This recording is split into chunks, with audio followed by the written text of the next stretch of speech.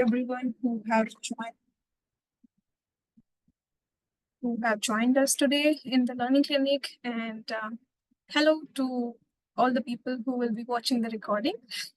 Thank you for joining us. And today, this is the first part of our communication conflict resolution series.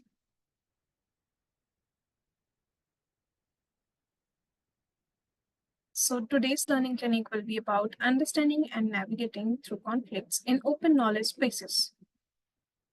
We have our sharer with us today with Chitrapanna Sinha.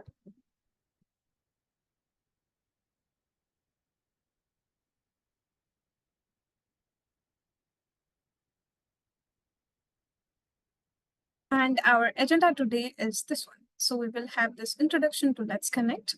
We will learn what is this learning clinic about. We will have a quick icebreaker followed by a quick activity for 10 minutes where you all will be asked to take part in the activity, and then it will be handed over to Chitra, who will be taking us through how to learn these tricks of navigating and addressing conflicts for next 30 minutes. Then, since it is going to be a familiar and more interactive session for all of us, we will have a quick break of 5 minutes, and then the activity will continue to the second part. There will be open reflection followed by that for 20 to 30 minutes, and then we will move forward to close-up.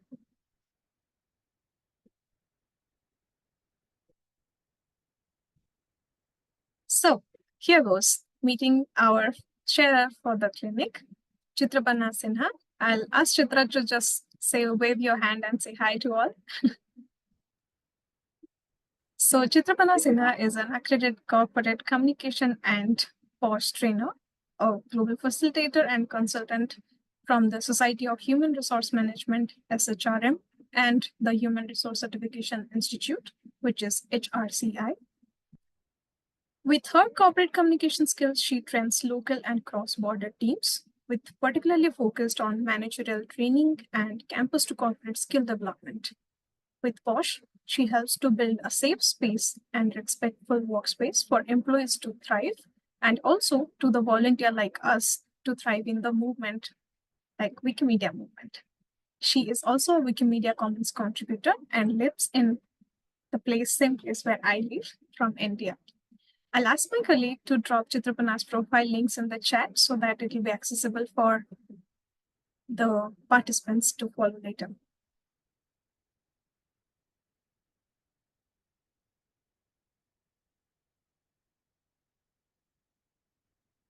Okay, so since this meeting is getting recorded and this is a friendly space as we repeatedly call it, so this space is also followed by all the trust and safety policy that Foundation allows for us. Just in case you have any concern during this live learning clinic, you can DM any of the LC members. In Let's Connect, members can be identified by their LC extension as per their names. You can chat to them in the private and share your concern.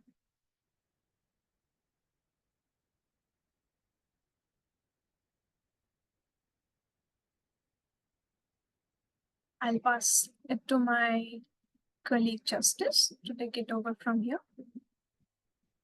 Over to Justice. Hi, everyone. Once again, welcome to Let's Connect. So basically, the Let's Connect culture talks about what Let's Connect is, which is a joint foundation community-led initiative where we try to host peer learning programs or training like what we are having today. Feel free to have a good time. This is a safe space. You don't necessarily have to have an experience in the conversation that we are having in order to contribute to it. So we are all here to learn, and we want you to also be open to learning as much as possible. Yeah, next slide.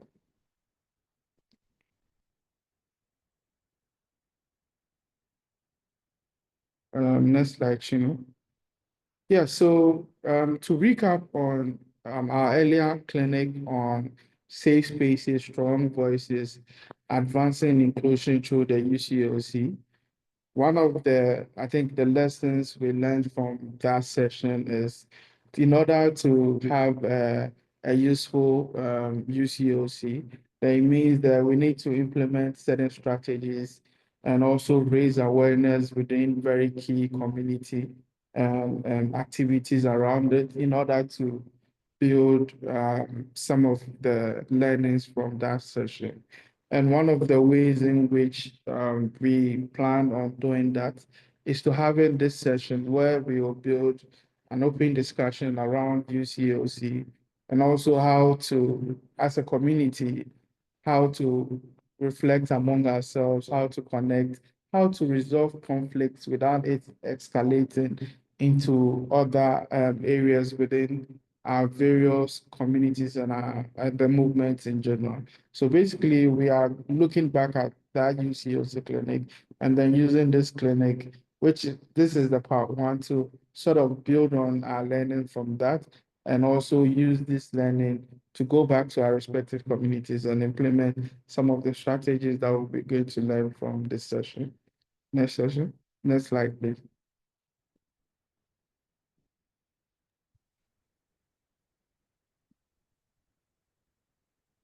So the learning outcomes are basically identify common types and causes of conflicts within Wikipedia projects, understanding the role of conflict in collaborative environments and why timely resolution is critical, and also explore a foundational principle of conflict management. So we have a great sharer who has experience in all these subjects and is going to run us through a very interactive session for you tonight or day, wherever you may find yourself.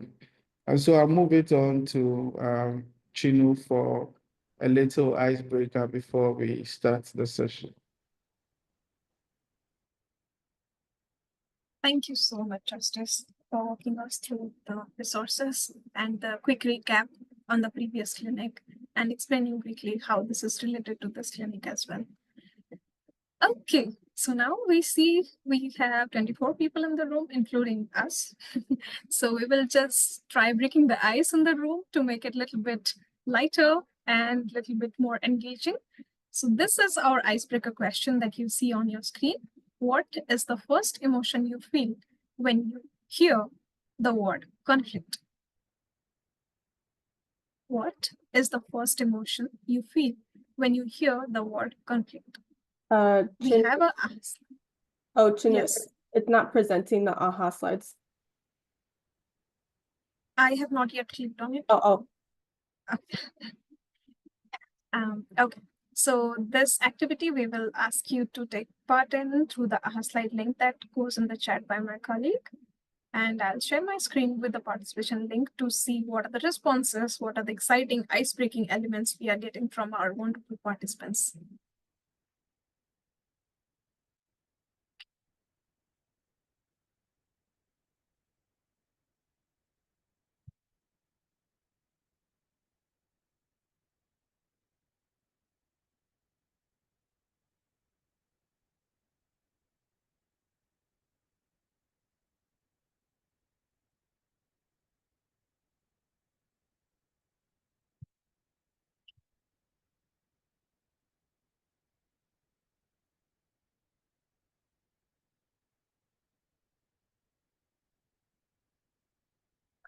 Okay, we are seeing people have started commenting in. Cassie, can you confirm my screen is visible with the word cloud with the people's responses? Okay. Yes. Okay, we see responses from people scared, challenge, possibility, nervous. Oh, that's me. Issues, crashes, chases, ignorance, ignorance. Okay. Breakdown, worried, anxious, moderate, tension, chases, anger, problems, discomfort, nervousness again, confusion, confused, tired, chance to connect, crisis, agitated, adversion, resolution, fatigue.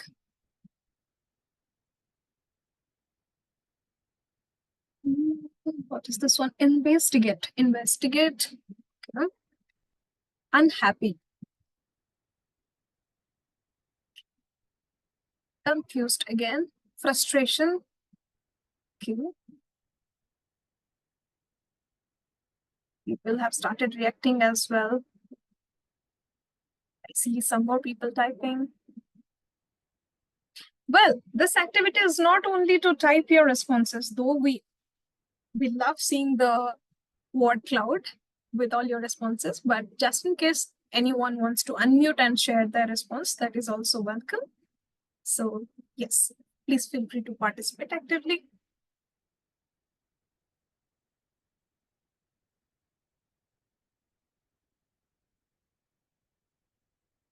Fear, hurt, stress, resist, ignorance, problems, rejection,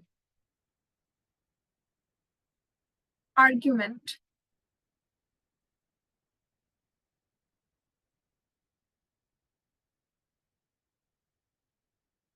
yes, Umar, you have raised your hand.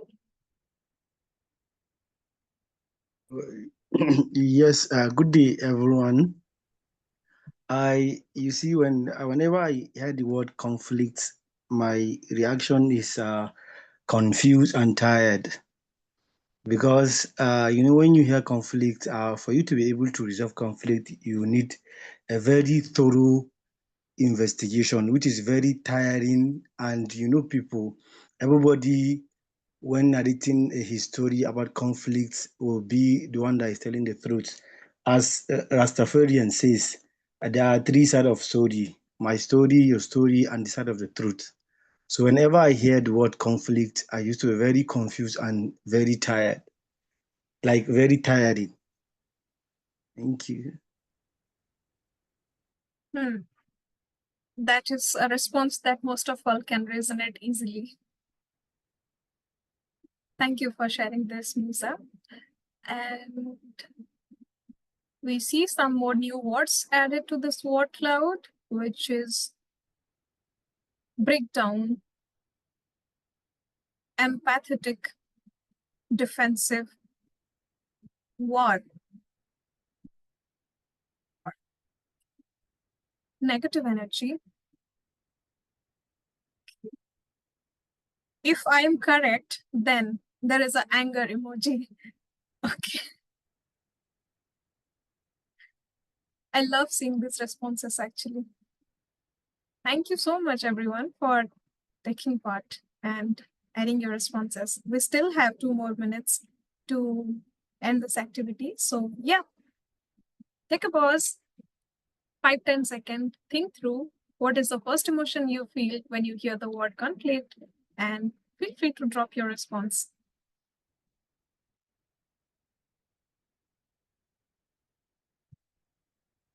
Hurt, unclear.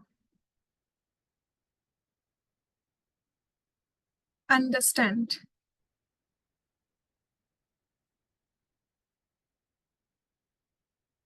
Resist.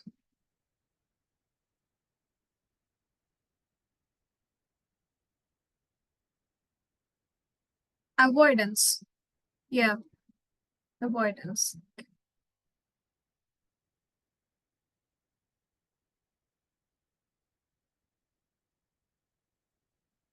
Incompatible. Incompatibility, yes, it adds to conflict most of the time.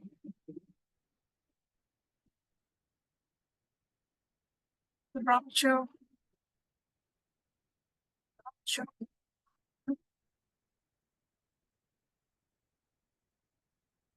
I see still people coming in.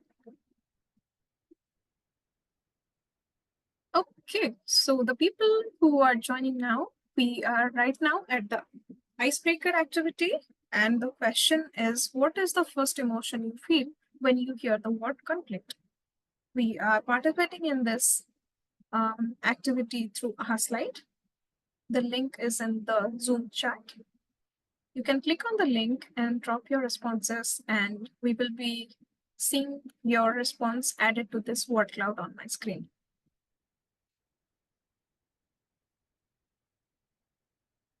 Unforeseen. Yes.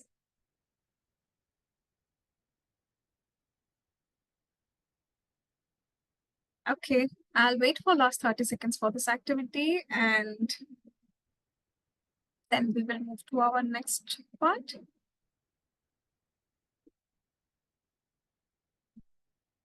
Crisis. Nervousness again.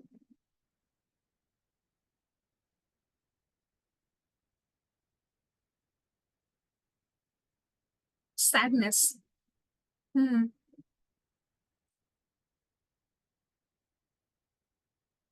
Okay, here goes our activity time.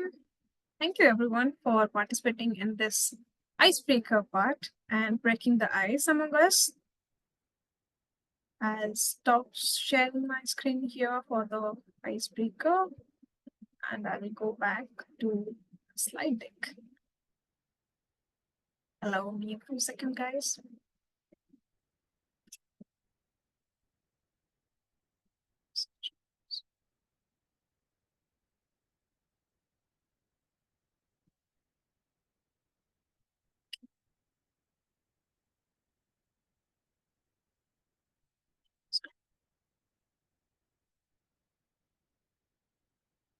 Okay, so now we will be heading for our first activity of the clinic, which is how do we understand conflict? So there is an easy retro board link that will go in the Zoom chat. We will fill out the first 3 columns on the easy retro board. I'll share that easy retro board on my screen as well. So the questions that we need to think through and respond to this activity is what I have seen, what I have felt, and what I would like to see with respect to conflicts in the movement.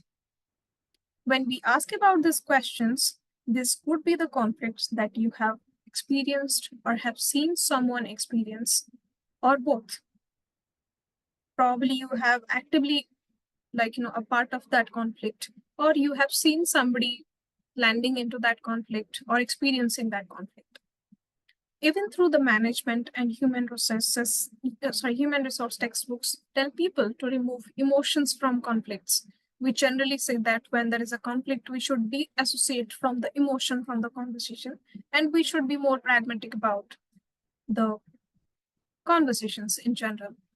But the fact is, we are emotional beings, we are all humans, and our first response to conflicts comes from our emotional temperament. When we talk about emotional temperament, it is how we feel at the moment, what we see at the moment, how our receptive organs accept that energy. Then the analysis comes. The brain do its designated job of analyzing things. So for this activity, let's tap into our emotional side and fill out the first 3 columns without thinking or analyzing it much. Just like the easy activity that we had for our icebreaker. So let's go to the easy retro board and fill out the columns, the first 3 columns, what I have seen, what I have felt, and what I would like to see. Just in case you need any clarification for the activity process, feel free to unmute and ask, and we will be able to support you. And again, if anyone wants to actively participate and unmute themselves and share their responses, feel free to do so. Okay, I'll be sharing the Easy Retro Board link on my screen.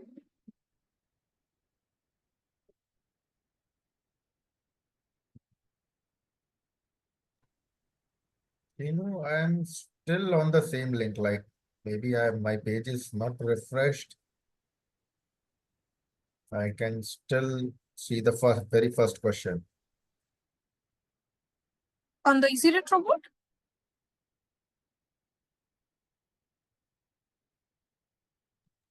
I'm I providing, think this link, Suyash, and I just put it in the chat. okay.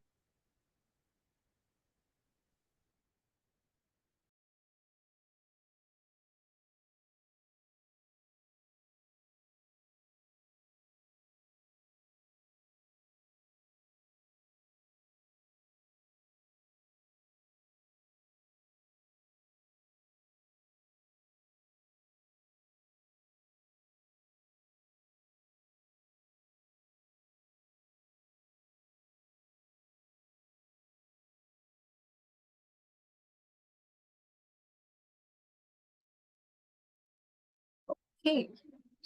We see people have started putting their responses.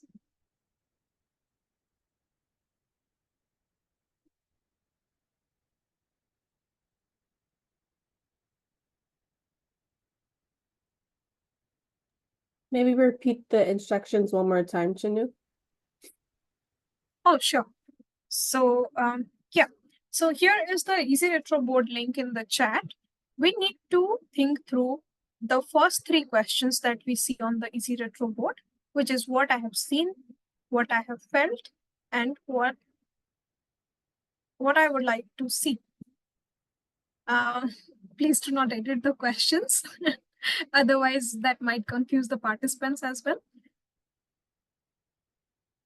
And we encourage you to de-associate all your analytical power when you are thinking through this. So just go through the questions on the first three columns, and whatever comes to your mind in the first few seconds, we want that unfiltered answer to be presented here. Okay. Okay. There is a friendly reminder. We do have interpretations on in the room. So just in case you need any translation support or interpretation support, please feel free to click on the globe icon on your screen and switch to the interpretation language of your choice.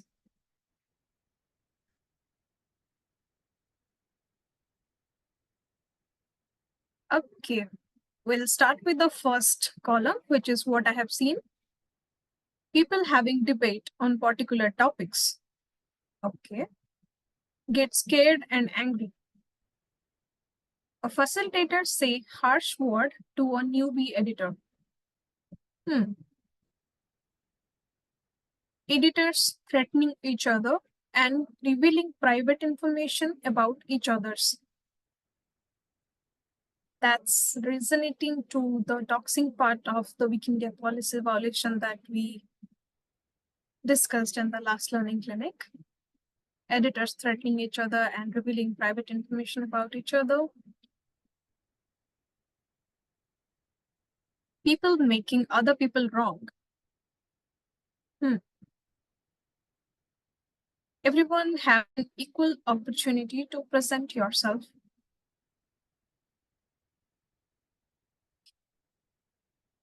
What I have seen, have a positive attitude. Okay. People being passive, aggressive towards each other and not acting professionally. Okay.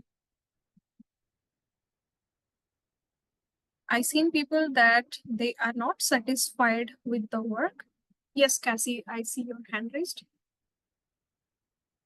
It will be, thank you for facilitating, Chinu. I think I want to also open the space for anyone who wants to get off mic. And hear, I'd like to hear your voice too on what you think, or a comment if you did post a comment, to add more commentary to what you posted. We welcome that as well.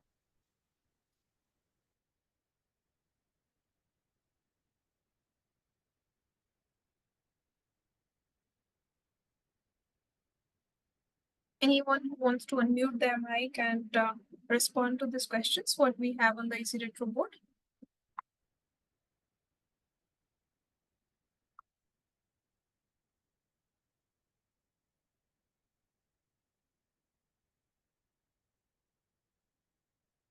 Okay, we will continue to that, but in the interest of time, we will move to our next part of the learning session. And I'll stop here sharing my screen.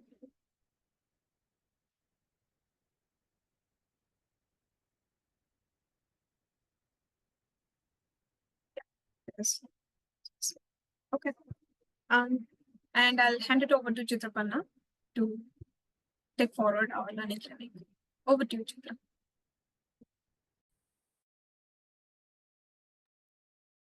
Thank you so much, Chinu, for facilitating so far. Is my audio clear or should I speak loud? It is clear.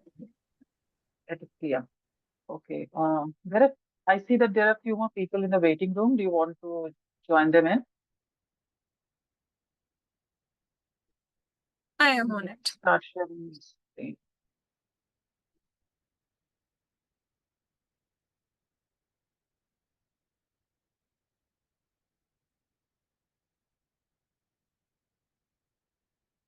And my screen is visible, right? Yes. Yes. Okay. Thank you, Suresh. Why are we here today? Yeah. So before I begin, since I will be speaking for the next 30 minutes, I do have the behavior that when I'm really in the topic, I start to speak quite faster. So if that happens, please let me know. Any of the interpreter or any of the team members can just let me know on WhatsApp or in the chat, and I'll try to slow down. Okay.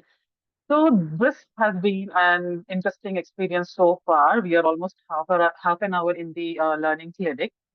And few minutes back, when Justice was speaking, he mentioned the good line, which I noted it down, that we are all here to learn. And conflict is such a thing that there is no one answer, any kind of conflict, because all conflicts are different. It involves different people. So it's more about sharing and learning. And after the session, after my speaking session, it would be really nice if when we go to the second part, that is the discussion part, that members feel comfortable to speak up and participate in the conversation. And when the AHA slide activity was going on, I noticed that fear is one of the topmost emotions that I could see via the word cloud, fear and anxiety. And I'm in my 30s right now, but when I was in my 20s, if anyone would ask me about conflict, anxiety would be the most prevalent emotion, followed by complete avoidance, like not acknowledging any kind of conflict at all. But that was in my 20s, and as people, we grow, our personalities grow. And in my 30s, when I hear about conflict, I still feel anxiety. The anxiousness is still there, but the approach is to bring it on. There is no avoidance or ignorance, rather an acceptance that, okay, a conflict exists, and we need to deal with it. Over the years, I have seen that, as I said, there are two prevalent responses when it comes to conflict. The first is we ignore because we don't want to acknowledge that a conflict even exists, and that kind of creates a lot of problem in the future. And the second emotion is that we avoid, where we acknowledge that a conflict does exist, but we don't want to deal with it. And this is why we are here today. Please don't mind, I'm also referring to my notes. I hope that is fine. This is why we are here today, because as a Wikimedia volunteer, we contribute a small part of our lives in projects that we are passionate about, right? And it is common to come across unpleasant situations, conflicts that can escalate, and that can, if you don't deal with it, that can really spoil our volunteer experience in the long run. So this was the background with which I started my discussion with the Let's Connect team. I am also Let's Connect member. that, okay, this is a requirement. Let's do a couple of sessions around it and see if we can uh, bring about any kind of positive change in the life of all the collective volunteers. Does not matter where you're from, what languages do you speak. The only thing that matters that you are all humans and your experience in the Wikimedia space should be respectful. That's my takeaway from this. Okay, so why are we here today? A lot of background has already been shared. Conflict is like the job description that no one signs up for, but you have to deal with it.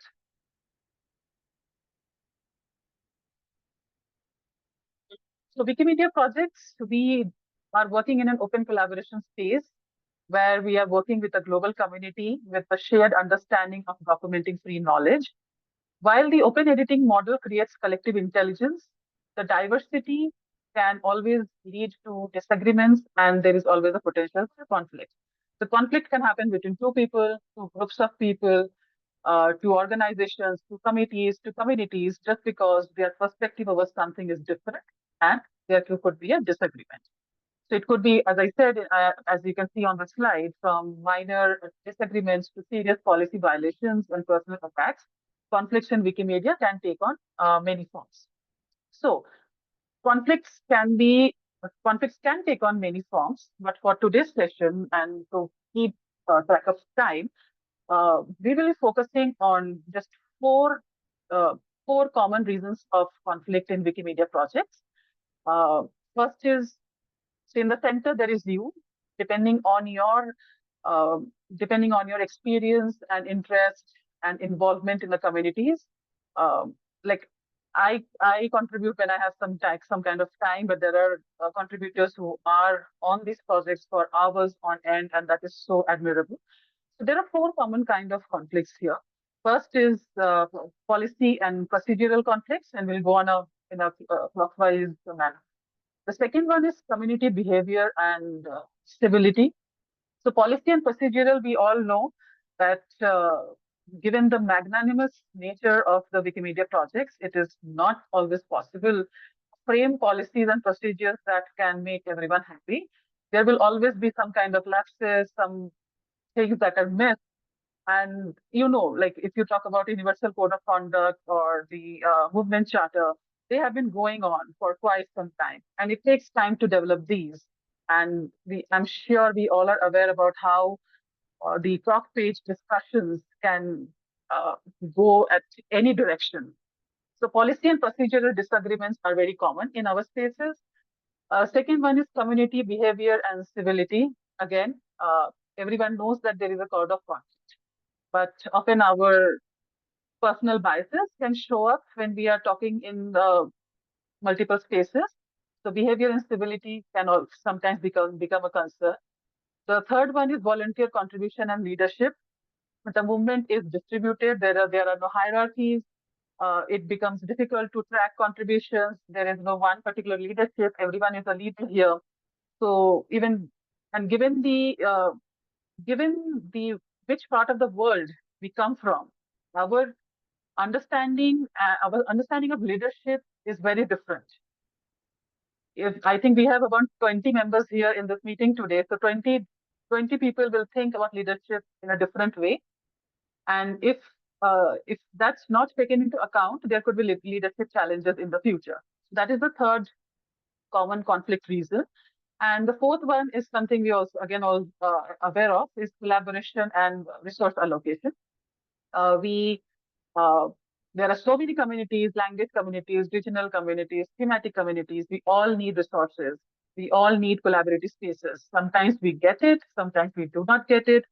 And there are many reasons why certain communities are getting certain resources, whereas the other community might not get those similar resources. There are tons of considerations.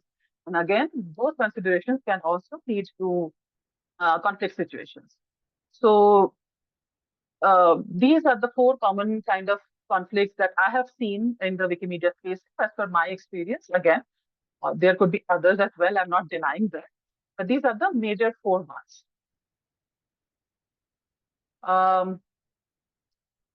Chinmay, I think there was a pause here, right?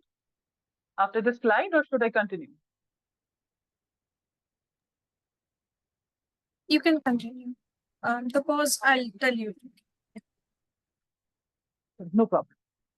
So as we were discussing in the beginning, one of the takeaways of this learning clinic was to understand one foundational principle of conflict resolution. And the reason for me to choose this was because of the open collaborative, open knowledge nature of the work that we do. It's not a centralized organization.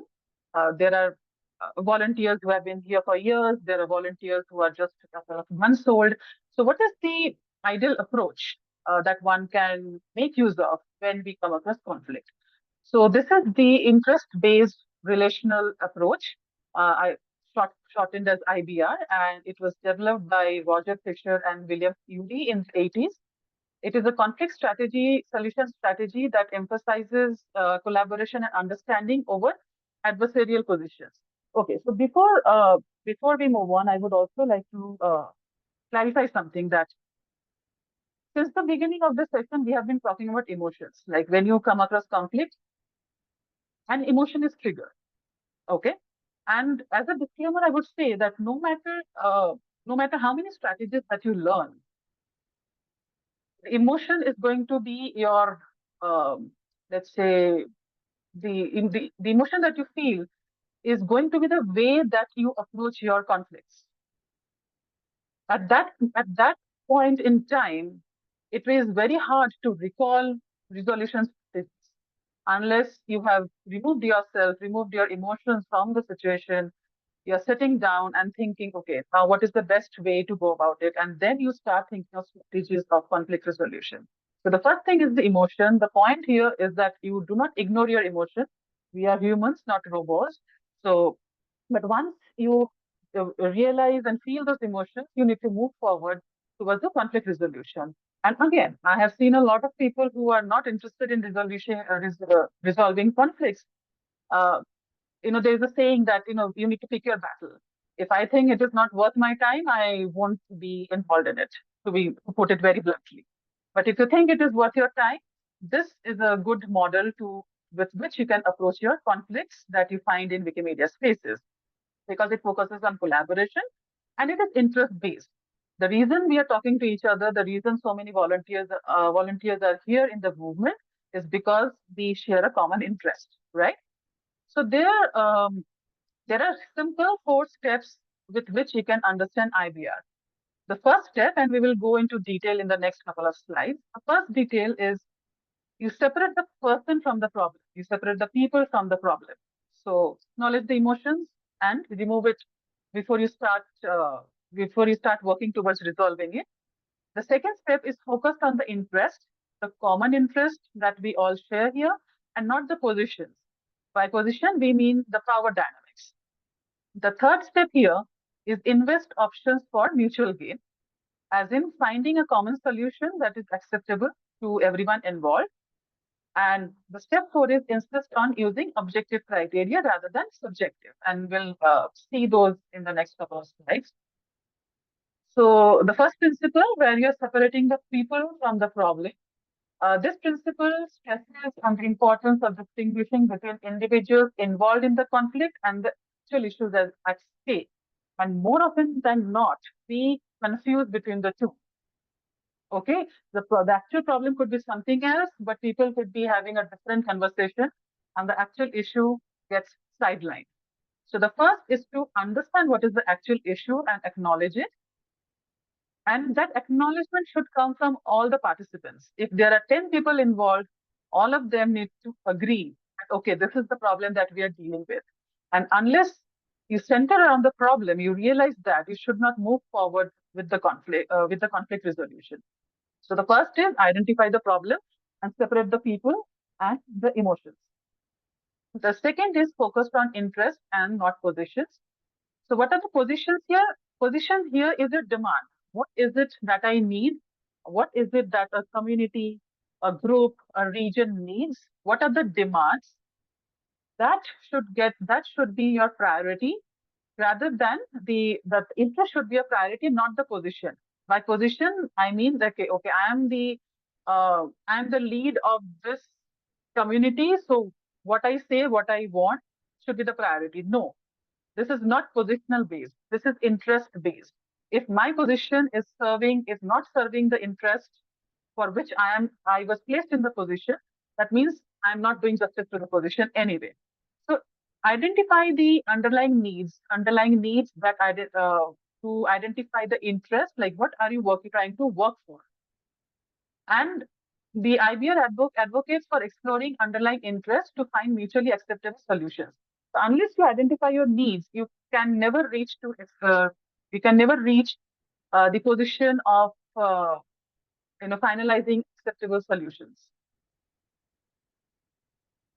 Third is invest options for mutual gains. So again, the situation of the conflict, there could be a range of solutions. There is no one conflict resolution solution that fits all the problems.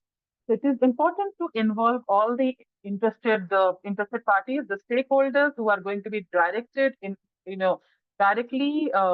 affected by the outcome of the conflict.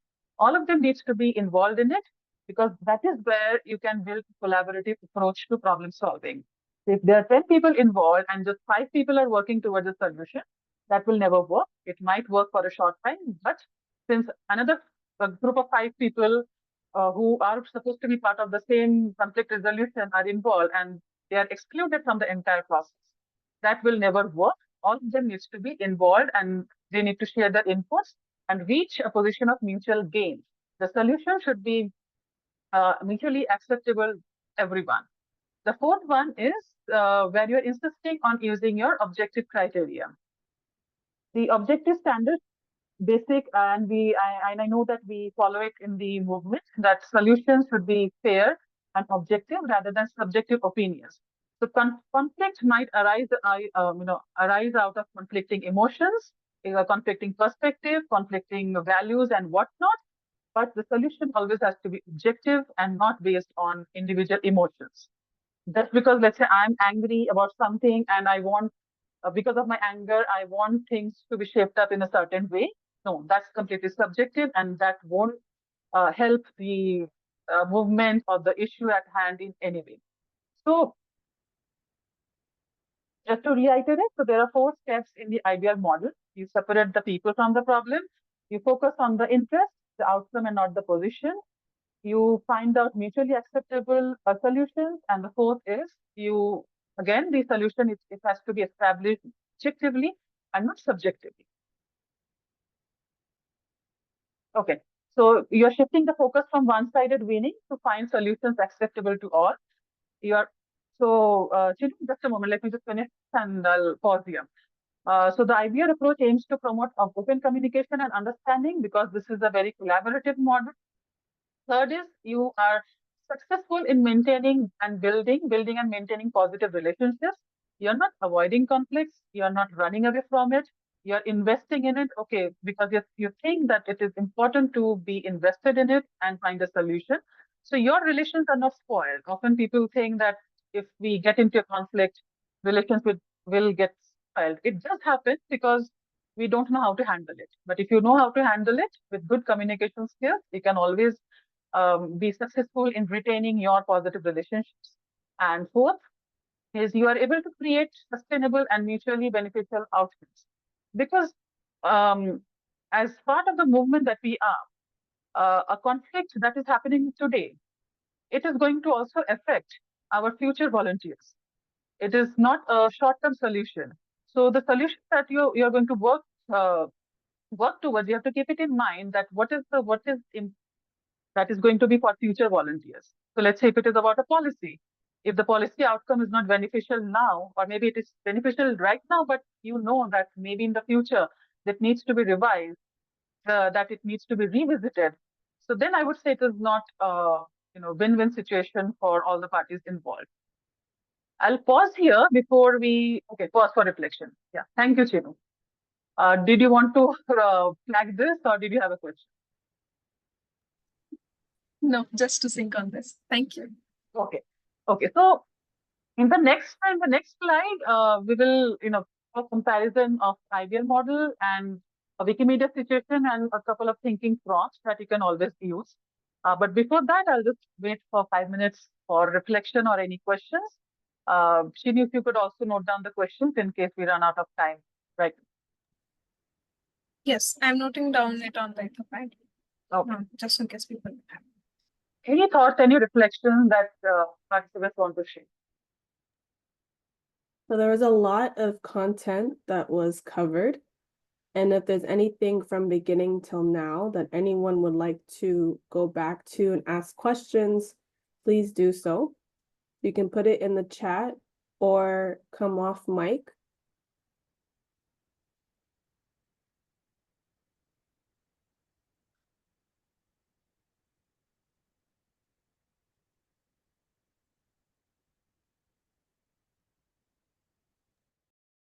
Okay, I'll just start with a curious question. How many people in the room today have actually went through this IBR framing or like have investigated or utilized their own time to learn more about conflicts? Or this is the first time you are going through a learning clinic like this? It's an interesting question, Shinu, and I would love to know your answers from people. Okay. Since I stated the question, I volunteered. This is my first time I'm seeing this framework. Yes. Shreyash. Yes. Yes, of course. This is first time for me also, but like based on our previous experiences, like how we tackle such kind of, or any type of conflicts, it is perfectly made. Yeah, thank you. That's a great feedback. Thank you so much. We see a lot of response in the chat as well. Seriously. Yeah, I put in all my previous Wikimedia experiences for creating this clinic. You're right. We do have a question in the chat, Chitra. Do we have a mediator in the IBR framework, or the stakeholders themselves run the activities? If we do not have a neutral mediator, how do we ensure the neutrality of the environment? Mediator. It's the idea framing does not say that you should not have a mediator. The idea is that all the stakeholders need to decide. First, acknowledge the problem, and then decide how do you want to go from point A to point B. If you think a mediator is required, go ahead and get a mediator, a neutral mediator. If you think, depending on the problem, the conflict, that you can solve it amongst yourself and it is going to be impartial, you can do it that way as well. It depends on what that group or two people or that group or the community or the region needs at that particular point of time. That's the idea.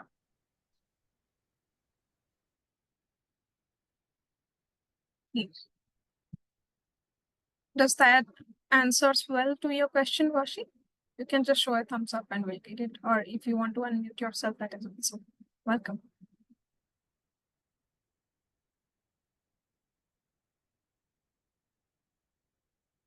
We do a lot of response in the chat. Like Anushka says, this is my first time we are seeing this. Shreyas also says first time. Ruby says first time too. Cassie says, this is my first time hearing this framework in the movement. Okay. Anja says, me too. Bukola, first time seeing this framework, looking to learn more. Yes, Cassie. It's more of a question for Miriam. If you're so kind to elaborate in the chat or come off mic. I'm curious how this has worked out for you. If I understand your comment, not this model specifically, but I use NCV and the process. Oh, if for those of us who are new, to spell out the acronym NCV and maybe how you use the model, how you use NCV in the process to help you across different situations. I'm curious. Yes, thanks for the question. I just spelled it wrong. It's NVC, so non-violent communication, not NCV. Sorry, I spelled it wrong. Yeah, if you can give, I would like to hear, yeah, how you have used these tactics to help you maneuver through situations or conflicts or just anything really, whether in the movement or outside the movement. Yeah, actually, sorry. Actually, I have a role within the movement. I'm with Wikimedia Deutschland. so the German chapter with Wikimedia. And I specifically was hired to support the German-speaking communities to deal with their conflicts. And the situation is that as we are not part of the Wikipedia community, so we don't have a mandate to interfere in the conflicts the community has with each other, but we like our team is called support and consultancy. So that means that people that are involved into conflicts can come back to us. We offer counseling, like helping the people individually in one-on-ones dealing with the conflicts they have on Wiki. That can be from helping you to deal with it with similar methods that you have introduced, like NVC, nonviolent communication, has a similar approach, like having the most neutral look you can have at a situation, like trying to describe it, not to judge, but to describe the situation and then look how you feel about it. So in the same way, like that the feeling can be your guide to the need that might not have been met in this situation, and then this method can help you to express the need and also have a suggestion or a request to the other person to come forth in the conflict. And so we do one-on-ones. We also do workshops of nonviolent communication or other topics that might help. We also offer coaching in cases of burnout. So when due to your engagement and your voluntary work in the community, you feel burnt out or you wanna leave, you don't want to participate anymore. So you can also come back to us, and we pay you coaching that might help you to deal with your stress and situation. So we don't interfere. We try to help from the outside to guide and to support the people.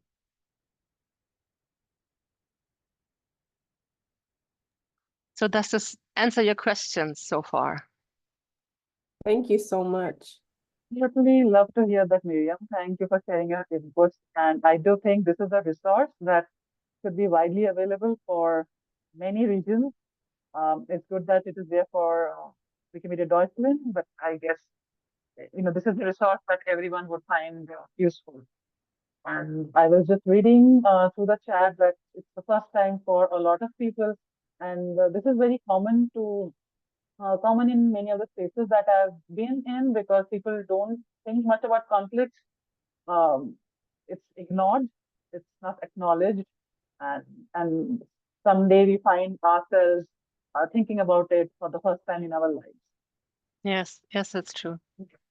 And concerning mediation, I just wanted to add that we can try to find external mediators, but we are also mediators ourselves. So we are 4 in my team.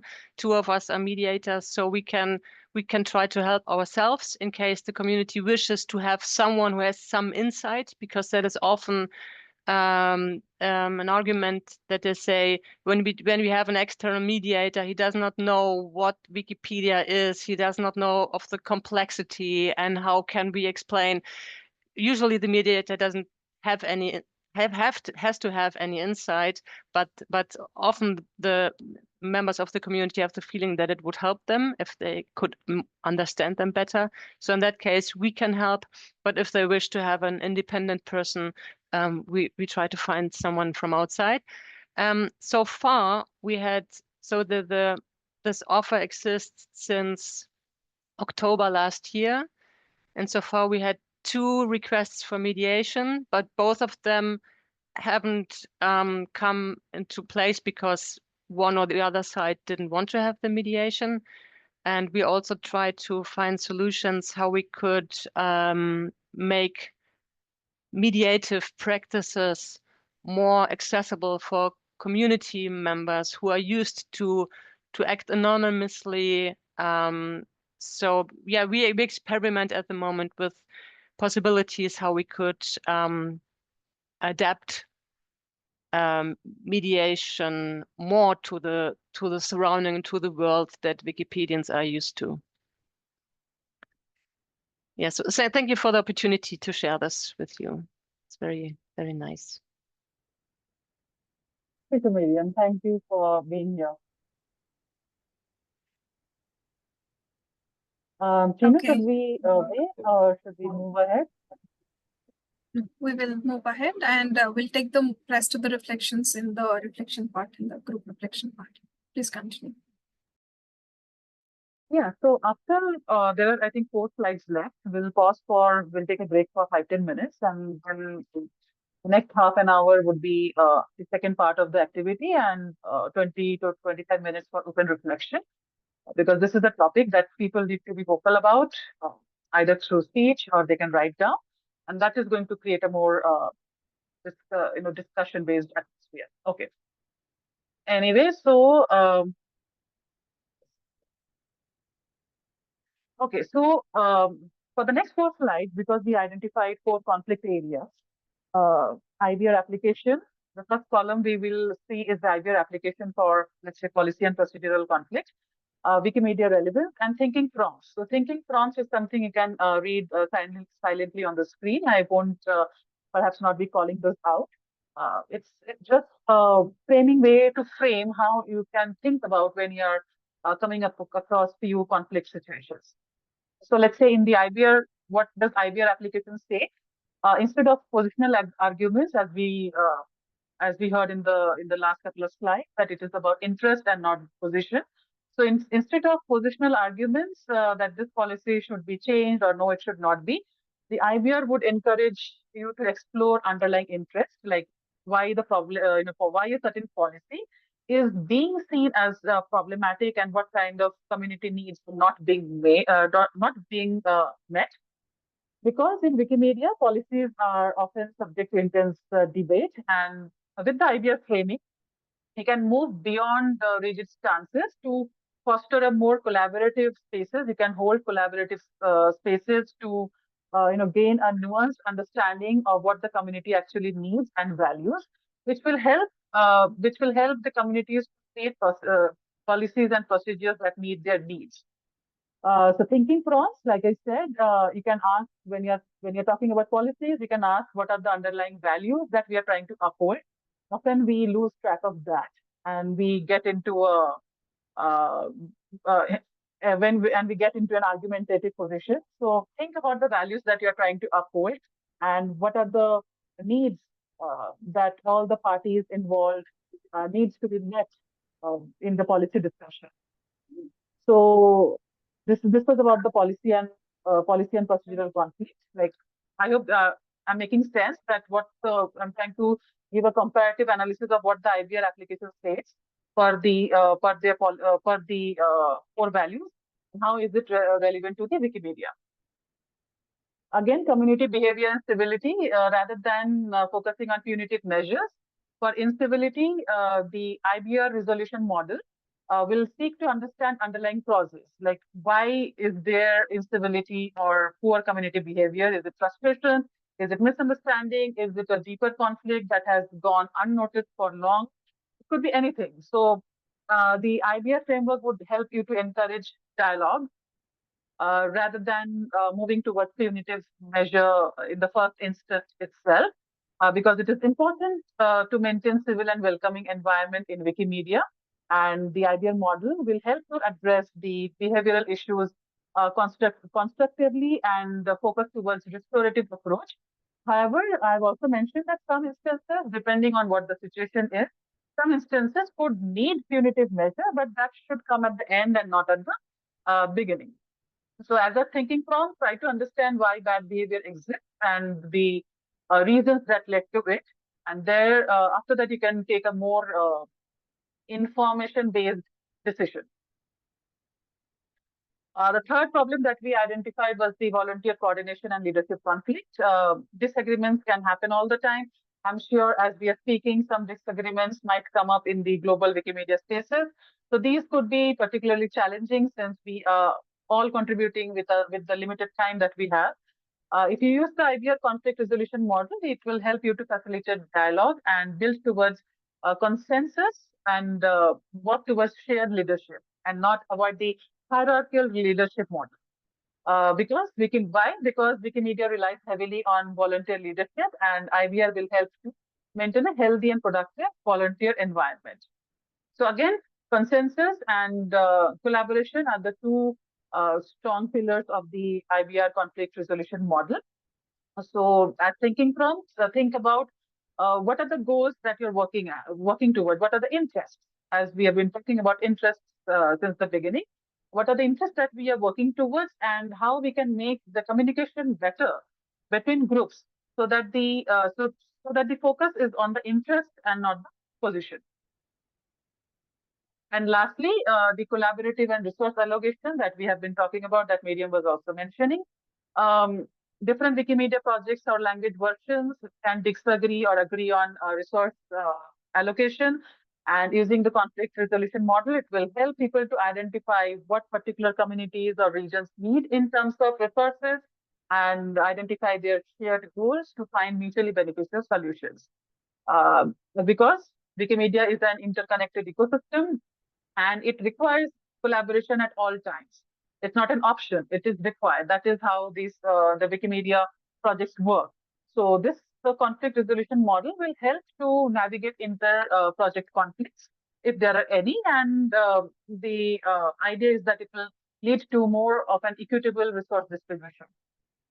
At thinking prompts, think about the shared mission of Wikimedia and why there is a disagreement, or why, if there is a historical misalignment in terms of resource allocation, think about why it has been so and what can be done to change it by using the same conflict resolution model. So this is just a comparative way to show you how you can use the conflict resolution model. It would have been good if we had maybe a real case study to work towards, but we don't have that today. Maybe we can talk more about this during the discussion slide. So yeah, I think I am on time. It's almost 30 minutes, and Chinu, I'll hand it over to you for the break. Thank you. Since we little bit utilized that overtime for answering the more reflection, so we will jump directly to the activity part 2, and I'll start sharing my screen and hand it over to Justice.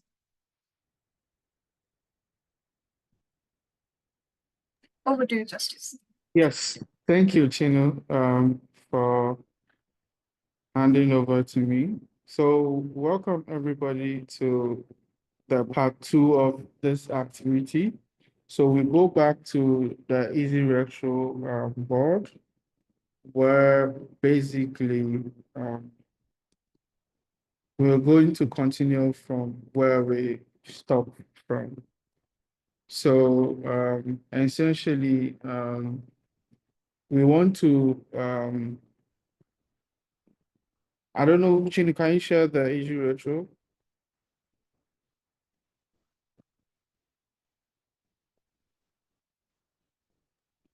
Is it visible on my screen, Justice? Yes, The IBR framing?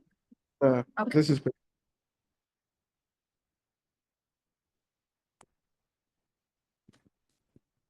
so, like we started in the beginning, I think we dealt with what I have seen.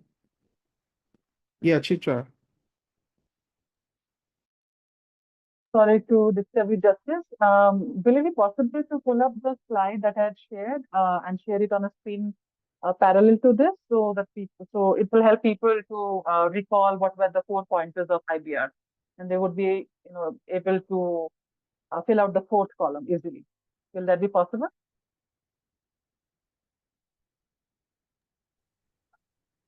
You want participant to refer to your slides as the thinking prompts, like these are? Thinking prompts, the 4 core aspects of IBR. Move up towards more up. This one? The next one.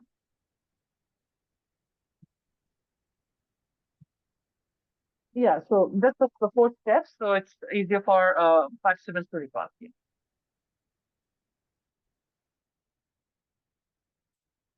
Yeah. Over to you, Justice. Thank you, Chinu. So I think what we are going to do in this session is to go back to the same easy workshop we started filming. This time we'll be looking at the IBR filming that Chitra took us through.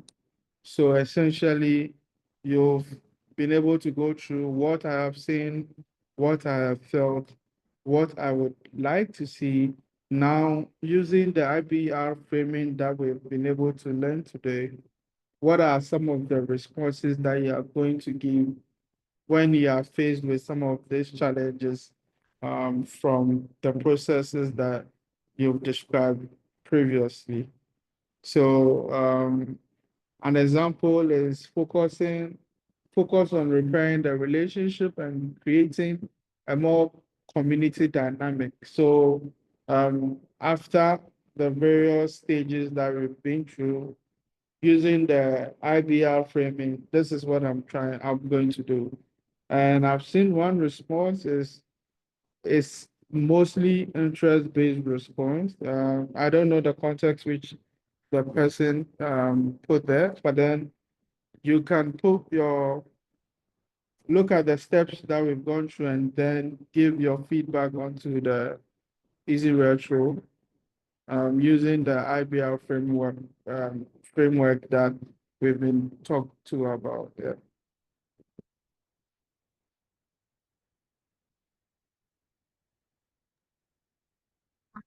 I heard instructions a bit more.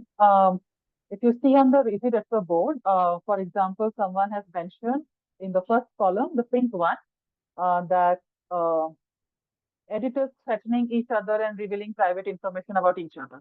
So consider this as a conflict situation. And on the fourth column, the blue one, using IBR, what would be your way to approach the conflict situation? So similarly, someone has said that a facilitator said harsh words to a newbie editor. So again, that's a problem situation. What would be your way to manage that conflict using IBR? So that is what we have to do. We can give it a couple of minutes and move towards the discussion. Thank you.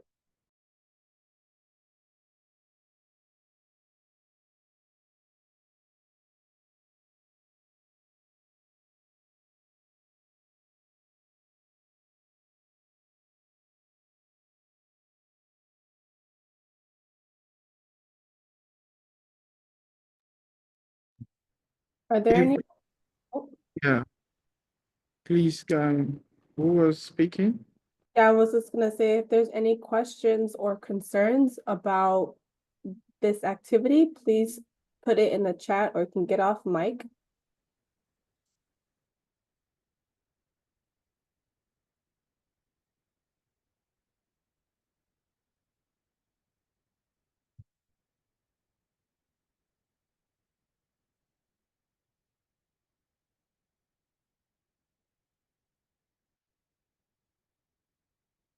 Okay, maybe I shall give it a try again with a guiding question to all the participants. So what we discussed in the activity first, the first part of the activity, what we have seen in general, what we have felt in general, of course, without our analytical part of the brain. And now that we have talked about what are the steps of IBR framing and how we can navigate through those situations. So what are your understanding now? I'll start with volunteering from my side. So I see if I look at the disassociation of emotions from my conflict understanding or the how do I process it, it seems pretty much similar to me because it kind of gives me more calm and how you call it, composed space to think through the solution. And when I go to the third step, which is about the interest, so it makes me realize that asking myself a question, that is it worth of investing such negative energy, or shall I try mitigating this conflict in a more polite way? So it's about my understanding and my interest. So yeah, overall, I feel that this gives me a very composed pace of understanding and navigating through this conflicting situation.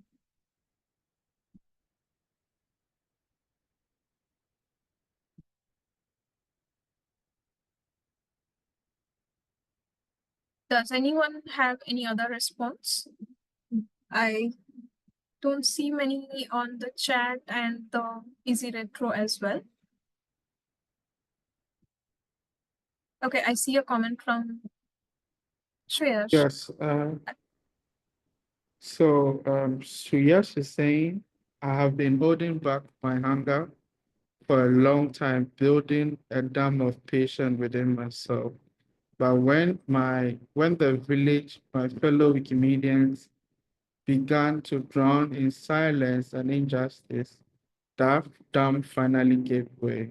I could no longer stay quiet. The trust and safety section at the Central Asia Conference wasn't just another talk, it was the catalyst that gave me the strength to break them down and finally voice what I had buried inside for far too long. Thank you, Shreyas, for this comment. Would you like to give more context to it and how using the IBR approach would help you? Thank you, Justice. And first of all, my dear fellow interpreters, you can take some 2 or 3 minutes break because I'm going to speak this out in my own language, that is Hindi. And maybe Chitra and Chinu can translate for others because you can understand, like, expressing ourselves in our own mother tongue is, you can express more. So I was talking about this dam. So in my community, I was, मैं बहुत लंबे समय से, sorry, I'm just switched to my Hindi. एक लंबे समय से मैं देख रहा था कि कम्युनिटी में कुछ लोग पूरे कम्युनिटी मेंबर्स को लंबे समय से परेशान कर रहे थे, जिनमें मैं भी शामिल था। बहुत अरसा हो गया जब देखा कि जहाँ पर, जैसे मैंने इंग्लिश में भी लिखा है कि यहाँ एक वो सब्र का बांध होता है, जब मैंने देखा कि अब मेरा गांव ही डूबने लगा, और ऑफ कोर्स जो ट्रस्ट एंड सेफ्टी के सेशन की मैंने बात करी, उसने उस चीज को करेक्ट किया कि अब ये टाइम आ गया है कि ना खुद बर्दाश्त करें, बल्कि चलो हम तो एक लंबे समय से एक सीजन्ड विकिपीडियन है, पुराने हैं। No, I am not speaking in, I am speaking in Hindi of course, yeah. So एक लंबे समय से जब देखा कि अब कम्युनिटी की हेल्थ ही बहुत ज़्यादा गिरने लगी है, बहुत अच्छे कंट्रीब्यूटर्स छोड़ के जाने लगे हैं, कई अच्छे ऐसे कंट्रीब्यूटर्स जो टेक्निकल स्पेस में भी काम कर सकते थे, उन्हें एक्सपेरिमेंट करने का मौका नहीं दिया जा रहा है, एक्सपेरिमेंट्स करने का मौका नहीं दिया जा रहा है। वो फाइनली मुझे लगा कि अब ये समय आ गया है कि अपने गांव को बचाने के लिए मुझे आगे आना चाहिए, और उसके लिए मैंने कुछ एक्शंस लिए।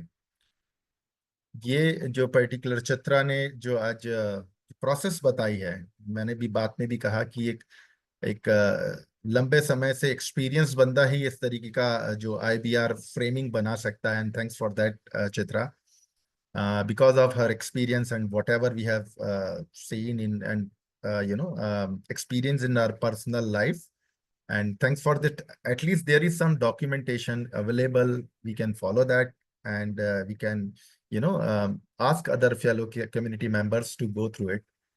I have a couple of suggestions as well, like I don't know, it is a suitable time for the trust and safety. I have already spoke it about during this Central Asia conferences, but if there is some time for suggestion, then I can take. Otherwise, yeah, I'm complete right now. Thank you. Yes, thank you so much, VSG, for sharing this. There will be an open reflection session, so you can continue having the conversation there. I would just quickly try to translate what just Suyas said. So he observed some kind of conflicts between, like, probably between two groups in his own community, group of editors. And he has been, like, holding back that thing just to avoid further complexity and like any negative situation. And like, he was just being patient with the people, thinking that this will, uh, giving time will heal it. But it didn't happen. Rather, it got aggravated. And that thing started impacting not only Shreyas, but other fellow contributors who were contributing to the movement in various ways, including the technical platform when they were experimenting with some things, or like, trying to build something new. They have been targeted and, like, probably asked in a very negative way, in a intimidated way, that why are you doing this, or this is not adding value, some kind of demeaning voices. So that started affecting the community health as well. And that is when Suyash also came to know about this trust and safety session that he attended in the Central Asia Conference. And it enlightened him to raise the voice against the discrimination or the negative impact or the negative wave that was affecting the community health. So, and following Chitra's suggestion and the IBR framing model that we learned about today, he says that it would be worth trying that in repairing and rebuilding the things that have been impacted in his own community. I hope I captured your essence, Suyashji. Well, okay. We have also one more thing on the Easy Retro board, one more response, which is, okay, Justice, can you take this over from here? Yeah, The Easy sure. Retro Thank you, responses. Siyash, for your elucidation. We are grateful for that. So the next one, I think, is I feel that the approach can be very helpful to concentrate on the constructive and valuable part of conflict. Concentrating on the interests and several options can help to collaborate to find a good or even better solution. Thank you for whoever sent this. Um, if you are here and you want to talk about it, please feel free to go off the mic and share your suggestion with us.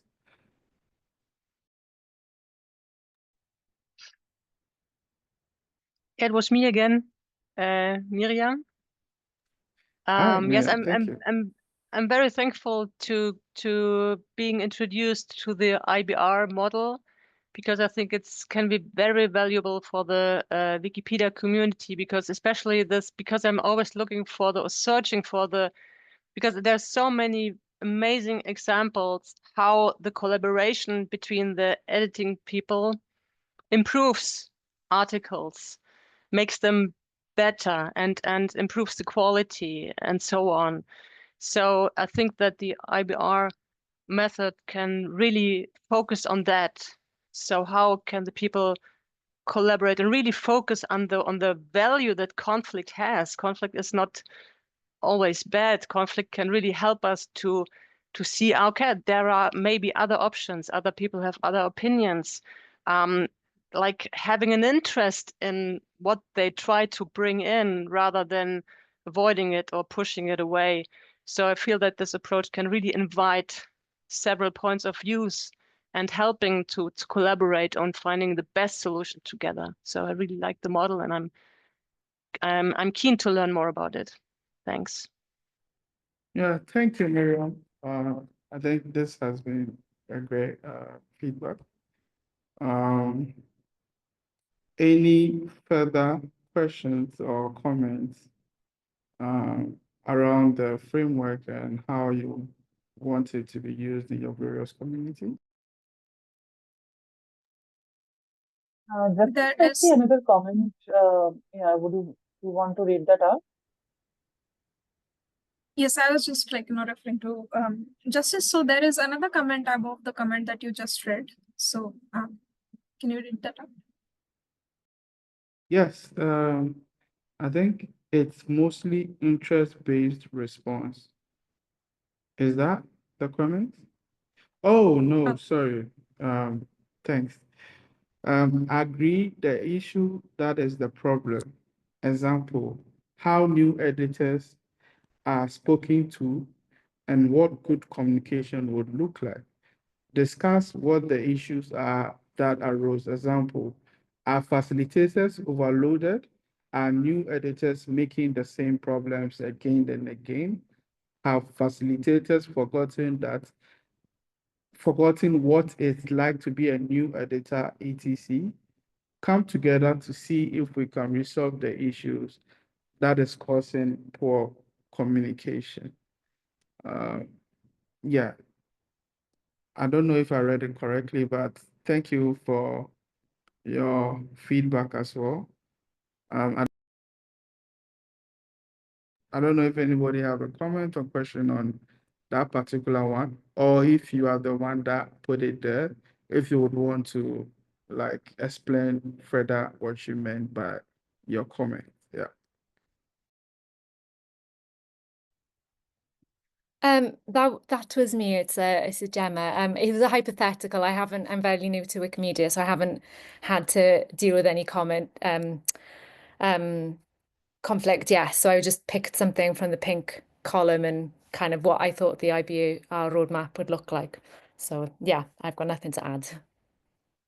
All right, thank you, Gemma, for that.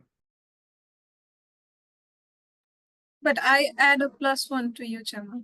This is really a problem when it comes to communication. Sometimes we do want to communicate some good things, but just because a gap in communication, it doesn't land well. And yeah, I agree to this.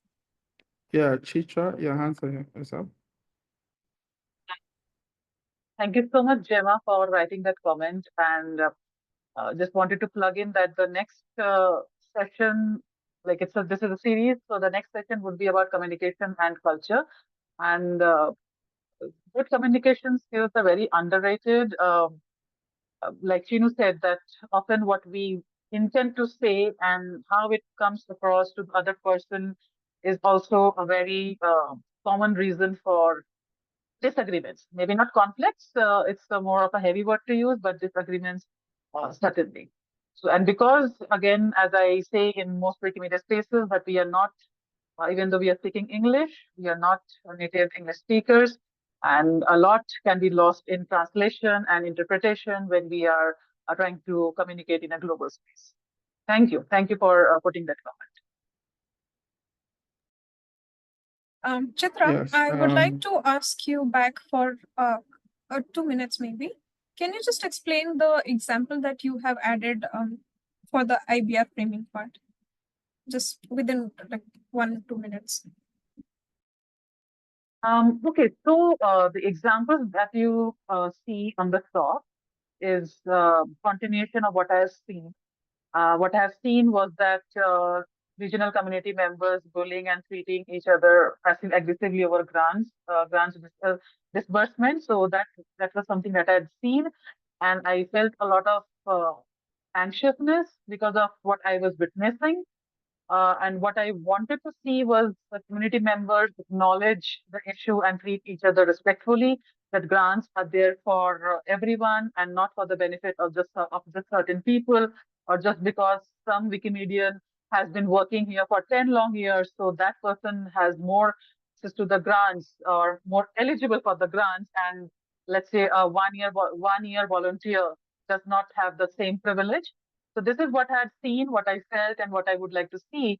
And I wanted to, my recommendation would have been to use the IVF framing to bring the conflicted parties at the same table and try to repair the community relationship. I know that was a very long shot kind of statement, because these kind of community relationship repair work takes a lot of time because of various factors, but that would have been a good pathway to move forward by using IVR framing, that you focus on repairing the relationship and create a more powerful and positive community dynamics so that people are not fighting at each other just because certain community members want access to grants.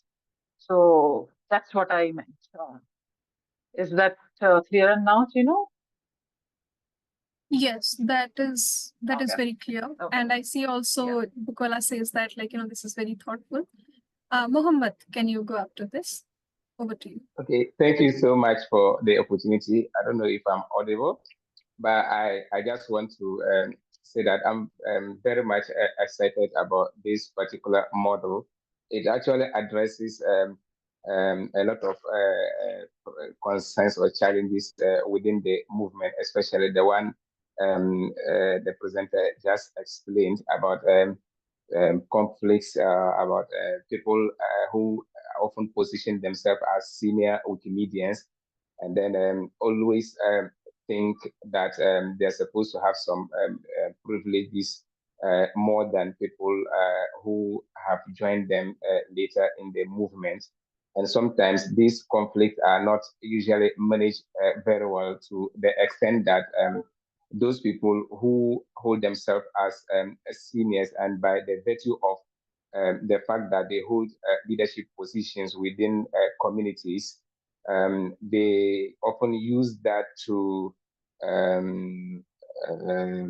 silence new people who have joined the movement and want to have a divergent views or different perspective about certain things, or how to go about certain projects. And often they use the position to sack or dismiss such people, and then just kill their dreams of volunteering and contributing to the open movement. And such thing happens, and sometimes because they are new in the movement, they don't even know where to go, who can help them, and they end up just being off from the movement because they can't contribute again. Because someone who is supposed to, who holds himself or themselves as seniors, have silenced them and just kick them off from the movement. They have nowhere to go. So I think this model actually addresses so many challenges, and I want to learn more about it and then how to implement it within our communities. So that's what I wanted to add. Thank you.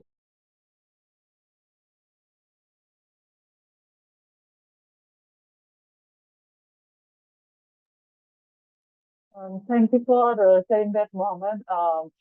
That's true that the IVR framing will work really well with communities certainly, and using the same example of the grants. So the step 2 of the IVR framing says that focus on the interest and not on the position, and this is what is precisely needed for people to be aware at all times that we are all working towards a common goal. There are no privileges here.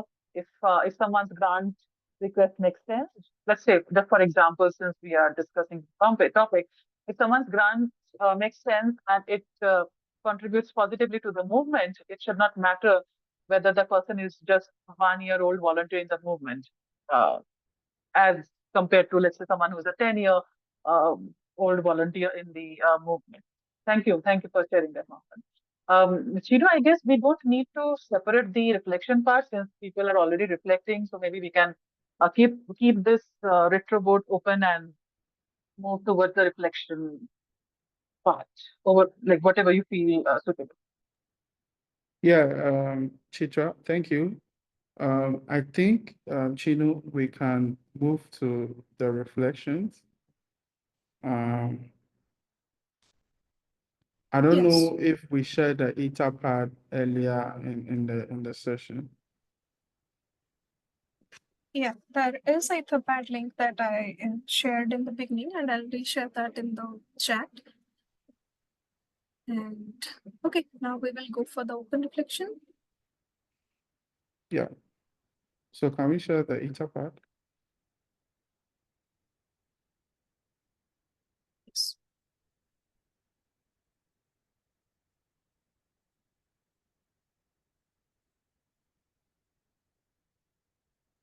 So basically,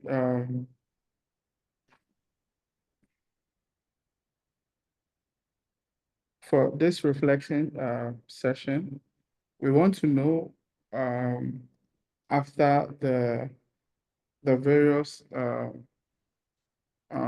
activities that were shared by Chitra, and also how she took us through the IBL framework. What have been your reflections so far from this session? And what are some of the things that you would want to take it back to your community, considering the UCOC, which is one of the main activities or the main document that as Wikimedians we are working with. And maybe if there are also like internal community activities that you would want to also put together within your various communities to make it more easy to be able to share some of these learnings with them. So the floor is open. Please feel free to raise your hands or on your mic and share your reflections with us so far from what you've.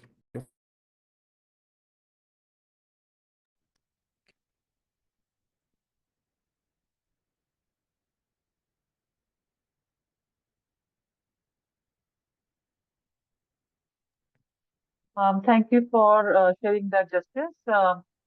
If people are comfortable writing, please write your reflection in the Etherpad. If someone wants to unmute your mic and speak up, please do so. I see there are a lot of participants that we have not heard from.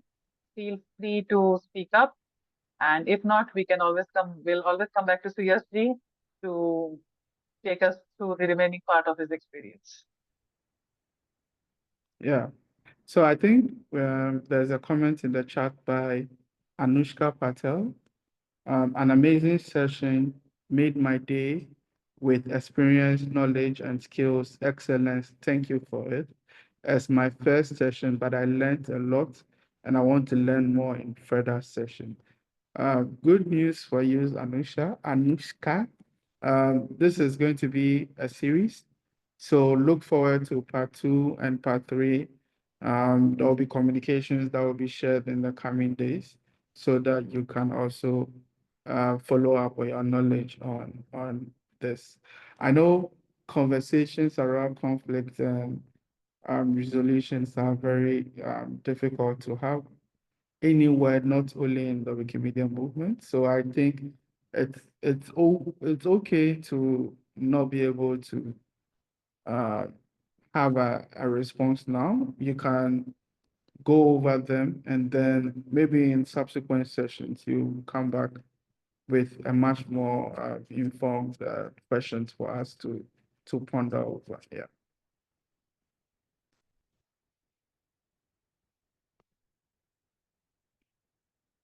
So there's also another reflection. Thank you so much, Chitra, for the amazing and insightful session. We learned a lot from you. From Angela.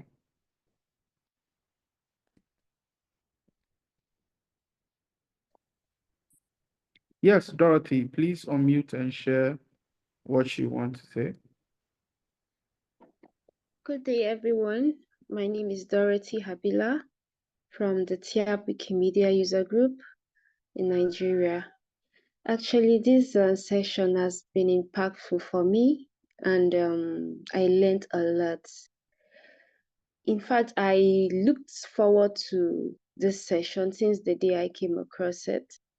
I had an issue with my user group, which almost made me exited Wikimedia. But this session has really given me an insight of how to handle conflict and how to go about it. And it has been helpful. Thank you very much for the session. And I'm looking forward to learning more and more of these sessions. Thank you very much.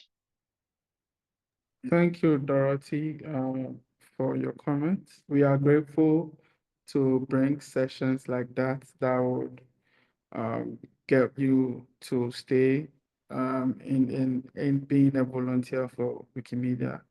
I think the movement is grateful for your contributions as well.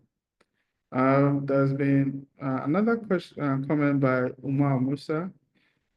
This session has been educative. The relevant examples given by the presenter and Muhammad sound so familiar in our community. We have same issues, and with IBR now, I think we can work something out to find lasting solutions to problem, inshallah. Thank you, Mohammed, for that. Another one from Mohammed. No, I think the first one was from Umar, so this is from Mohammed. I have deduced from the presentation that conflict is a part of humans, and that is not entirely bad, but it's sometimes meant to shape us for good. We must need to learn how to manage it when it occurs by emptying the tactics highlighted here. Yes, thank you, Mohammed. So I think I'll pass it on to Chino to talk about from here. Thank you so much, Justice. Well, we see that now the session is actually gearing up and becoming more engaging. And yeah, thank you so much, everyone, for at least feeling that much of safety with us. And I mean, that has always been the Let's Connect's ultimate goal, to give people a safe space where they can open up, where they can voice it up, and they can share their experience and concerns. And as we always say, there is nothing wrong in asking questions. So if you have anything to share, any question to ask, anything that you still want to, Chitra or Let's Connect team members to revise on, feel free to ask or share, and we would be happy to support. Yes, Chinu, actually, I'm not able to figure out where is the hand which I can raise, like I want to speak. I just open up myself. Please go ahead. Yeah. So coming to again, this conflicts amongst the community and the individuals are one of the very toxic thing, and which like you rightly we have seen in the very first question, like how it affects to the personal life of individual and even the communities, even the affiliates as well. So I would like to share a couple of I have also heard generally the newcomers generally face challenges about the newcomer bite things, especially from the seasoned Wikipedians, even with some admins. I just wanted to share here, because this is really very important to share your experiences with our fellow Wikipedians, because someone may be facing the same challenges and not courageous enough to speak it out. So I just remember, it was before COVID time when I was, because of some toxic atmosphere of my community, I refrained myself at least 3 years to do editing on my Wikipedia. And because I am the person who is most who is parallelly or equally involved in outreaching also, like whenever I get time, maybe I'm traveling in train, or maybe I'm just visiting even my niece or even my daughter's school. So I always try to encourage people to join on Wikipedia and do the contribution and lot. So I just still remember, when this initial discussions started about farming a trust and safety, and especially the UCOC thing, like Universal Code of Conduct thing. So, however, I was literally not much active in my community, and people literally not wanted me to be active on that community. But I thought, if I not take this job to do discussions among this particular topic, that is Universal Code of Conduct, and I'm happy it was the time when me and Chinu worked together on lots of topic and discussed. So being as a old experienced and the person who have seen almost who is active more than 13 years in the community and has seen lots of variations, so I I taken it as a responsibility, and I just wanted to make sure, because early days what discussing, like we are going to implement this UCOC on couple of selected Wikipedia. So I was eager to make sure that at least it should be implemented on my Wikipedia, because, like I can see Achal is also here. So, or other female candidates. I don't want it to experience any of a young girl, boy, even anyone who comes to our community or to our Wikipedia and experience any bad behavior. I can also understand, like, because of the recent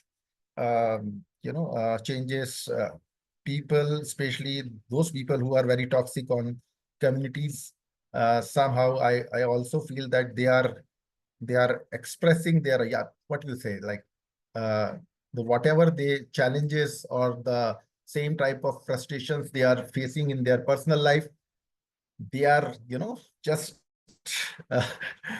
they are just क्या कहते हैं उसको, यहाँ पुड़ेल देते हैं, they just poke it here on the newcomers especially.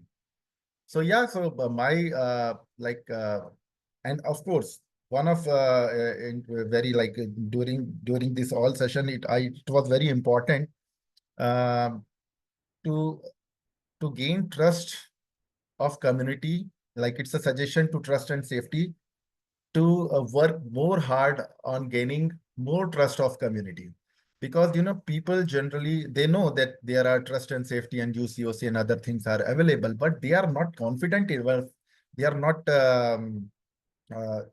confident enough that like they will be heard, or maybe whatever they are discussing, or they are sharing their problems, personal problems, even the challenges they are facing with the fellow Wikipedians, it is safe space. So I think we need to do extra effort to make more trust on trust and safety and UCOC type of thing. And another challenge which I have seen, like till what time, like we are just witnessing that injustice is happening. So we don't understand, like, till what time we should bear and what is the right time. Like, sometime we are waiting, okay, maybe maybe this particular person, newcomer, is abusive. Maybe if we give him maybe 6 months or maybe a year, so that he can understand how Wikipedia works, and then he will become a regular person, a gentle person. But sometime it never happens, and people, you know, people just tolerating. So it is also very challenging. Like, what is the exact time when we need to take actions? So these are a couple of my experience based on my, wiki journey. Thank you. सुयश जी, 4 चांद लगा दिया आपने आज. You made it fantastic. Like, we need these strong voices to be heard Thank and you. expressed. Thank you for doing that for us today. Okay, we do have some other comments also. I would like to get to the recording later to listen to the session again and connect more some Wikimedia communities in Ghana together to present these ideas with them in discussion forum. Yes, please. We will do follow up with the learning resources with the recording when it is published on YouTube. It will be sent to you via email. So please do share. And the sharer's information will also be shared with you. So just in case you need to follow up or you need any further clarification, you can email Chitra and get connected.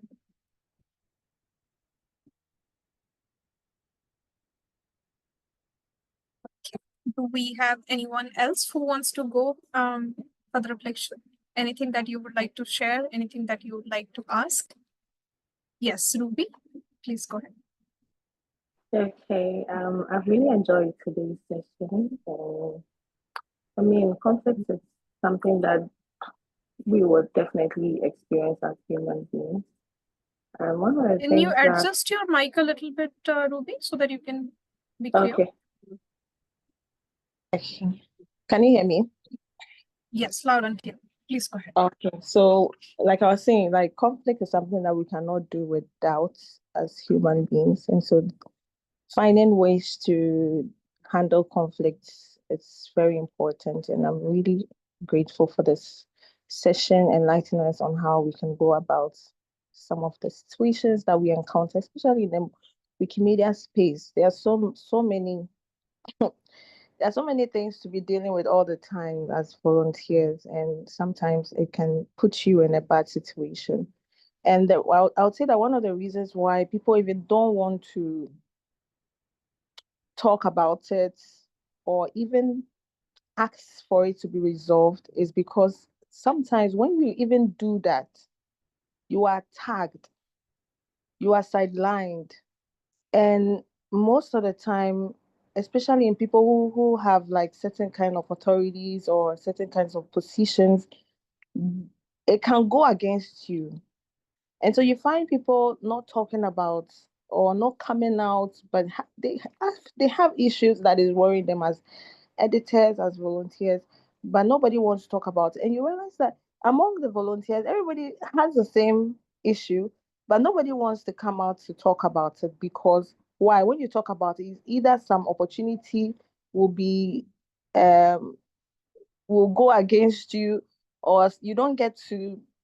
I mean, your name will be discussed in places where they might um, leave you out of certain opportunities, basically.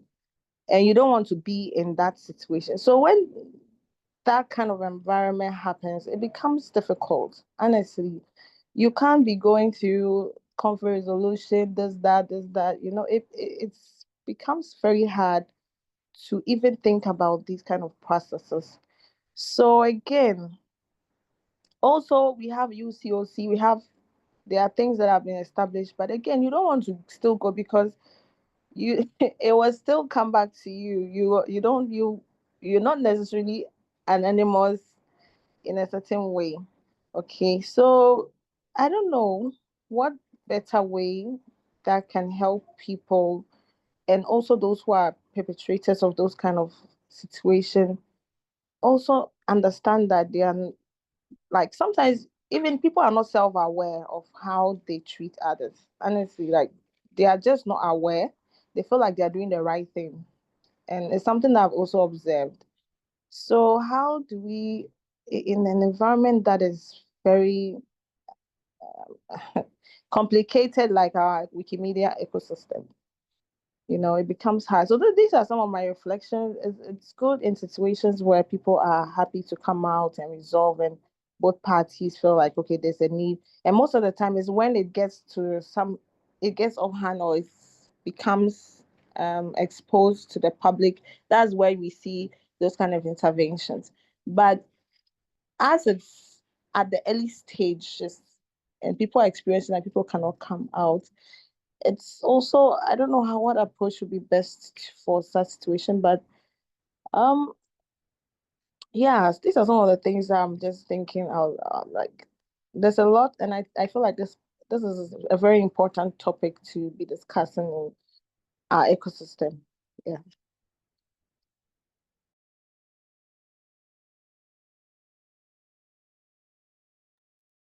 Thank you so much for sharing your inputs here, Ruby.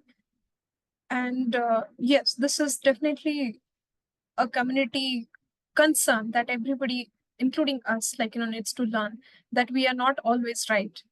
Even the thing that we are saying that it is written as 6, somebody from the other end can read it as 9, and both of us are right. But it's not just one point that only I'm right and the other person is wrong. So that's a very good input. And I see, Rene, you had also raised your hand. Please feel free to unmute and share the. Yeah. Thank you for the voice. Yeah. Hello, everyone. This is a this space is a real place for clinic. After Ruby and after seeing the Bokula communication on Telegram about the model IBR, I will come back after some power issue. So I saw that the model is most about the resolution linked to some allocation on some resource allocation, but I think that this is not really the focus of our communities in Africa, because if we take a look on many countries where conflicts are there, we will see that the conflict is based on human being, or the conflict is human. So do you have any model about this kind of resolution of conflicts? Sometimes it's very difficult to resolve conflict when some personality was touched. So because someone was frustrated, so it's not really good to collaborate when when we have a conflict. So what do you think about the resolution of conflicts when personality and collaboration becomes very difficult? Thank you.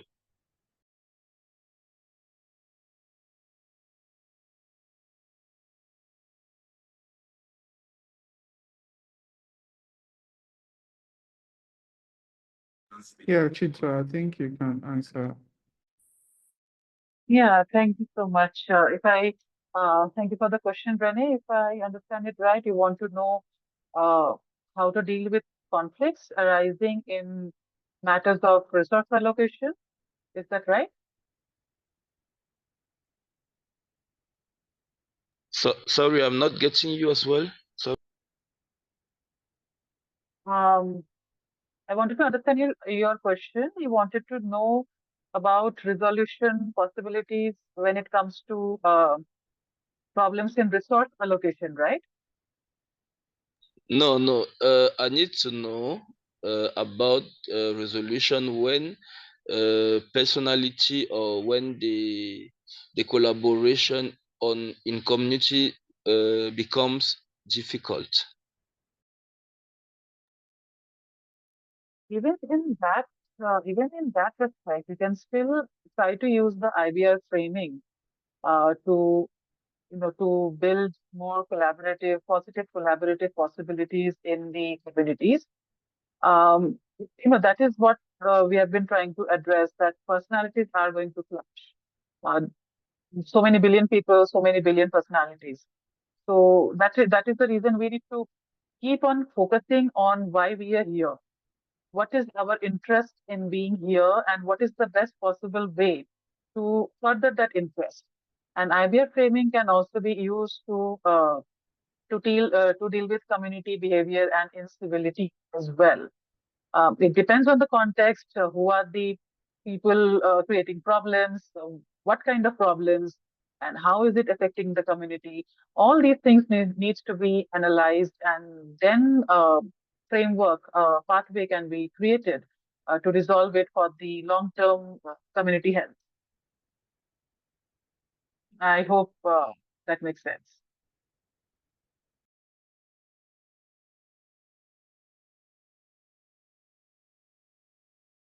Yeah, thank you, Shira. Shina, I hope. This is a good point. When we know about interest, and when you know the goals, personal goals, and when you have some vision about your communities, that's very good. And all we can summarize about this type of relation is to fix on the free philosophy. Well, yeah, philosophy leap. So when your vision is fixed about the free philosophy, I think that all could be the best on your communities. So yeah, thank you.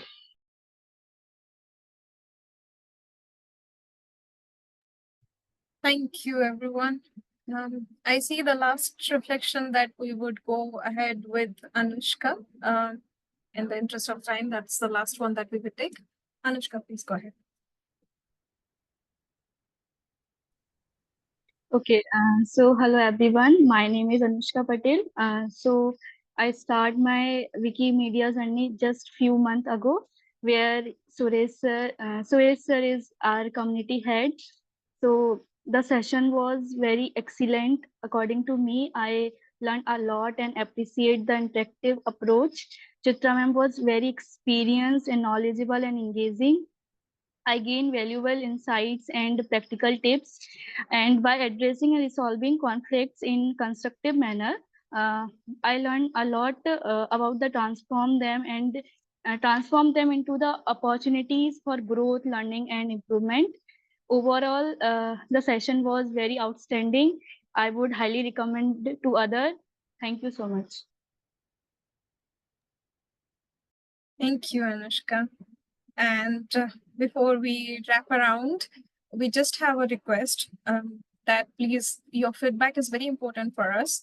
This quick Mentimeter link that Justice has just shared in the chat, it will just take maximum 30 seconds of your time. But yes, your feedback is always valuable for us to improve ourselves and to know more about your perspective about us.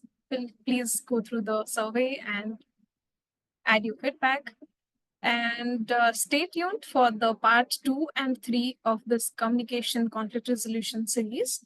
Our next outreach will be coming up with the registration forms, registration details, and the event date and times. Stay connected to our channel, and thank you for joining us today.